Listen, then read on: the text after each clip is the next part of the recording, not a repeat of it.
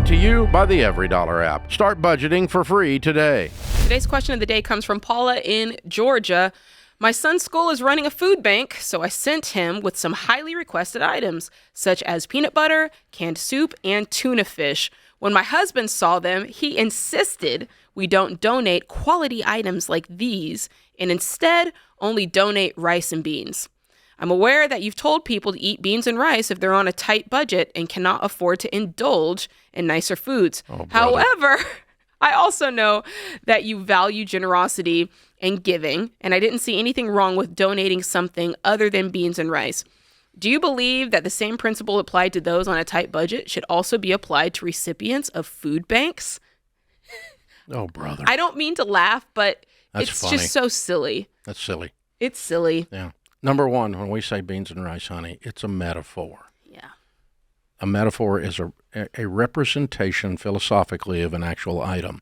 I am not suggesting that people only live on beans and rice. I am suggesting that you quit spending so dadgum much money on food, especially eating out all the time.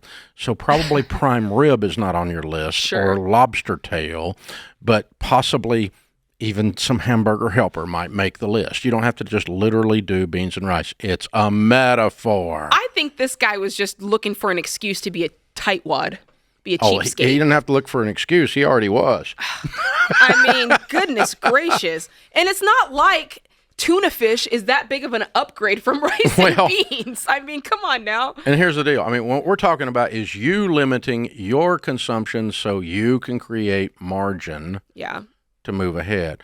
We're not talking about those poor people don't need any good food. What in the world, dude? Terrible. Seriously. Yeah, that's horrible. Yes, they need some good food. Send them some good food, you cheapskate. Your wife is right. Your son is even better. Learn from them, sir. Yeah. Oh, my gosh. If you're going to give something away, be generous with what you're giving. That's right. Golly. I'm going to give you a car, but it doesn't really run because you can figure that out for yourself. What in the world? You know what, Dave, though? I've been here about 13 months, 14 months. I am shocked at how many people I've encountered that think the beans and rice and beans thing is literal. Let me tell you what's worse, okay? 30 years of doing this, I have had precisely 4,732 offers to co-author a beans and rice cookbook with other listeners. I made that up, but it's close to 4,000. I mean, it's unbelievable. And apparently it would be a bestseller if we could just get the people that wanted to co-author it with me to buy it. But yeah, people keep asking me about it, and I'm beans like, and rice cookbook. No, it's a metaphor. It's a metaphor.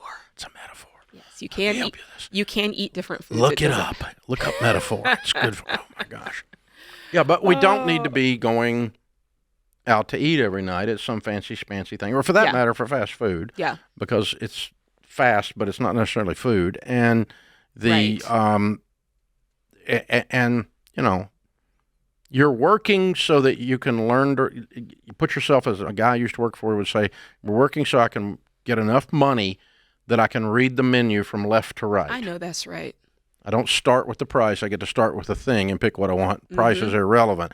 But when you're broke, you self-manage your consumption, not other people imposing on you their beans and rice. So, oh my gosh. Yeah, then you're entering into like a judgment kind of zone, I think. And it's like, well, just be generous if you can. Yeah. I mean, you kind of missed the point, sir. Yeah. You did. You did.